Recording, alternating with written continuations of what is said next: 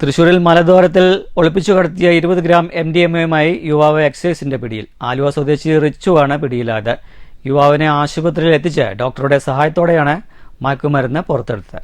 Thrissur range excise സംഘമാണ് MDMA പിടികൂടിയത്. ബാംഗ്ലൂരിൽ നിന്ന് ട്രെയിൻ മാർഗം തൃശൂർ റെയിൽവേ സ്റ്റേഷനിൽ എത്തിയപ്പോഴാണ് പ്രതി പിടിയിലായത്. രഹസ്യവിവരത്തിന്റെ അടിസ്ഥാനത്തിലായിരുന്നു പരിശോധന. ആദ്യഘട്ടത്തിൽ യുവാവിനെ പരിശോധിച്ചപ്പോൾ MDMA കണ്ടെത്താനായില്ല.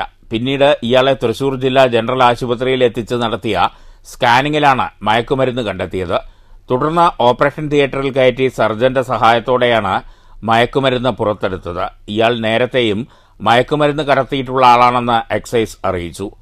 തൃശൂർ റെയിൽവേ സ്റ്റേഷനിലെത്തി ഇടപാടുകാരനെ കാത്തുനിൽക്കുന്നതിനിടെയാണ് ഇയാൾ പിടിയിലായത്. യുവാവിന്റെ ഫോൺ രേഖകൾ ഉൾപ്പെടെ എക്സൈസ് സംഘം പരിശോധിക്കും.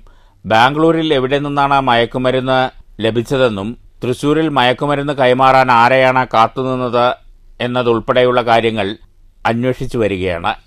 News bureau, Thrissur.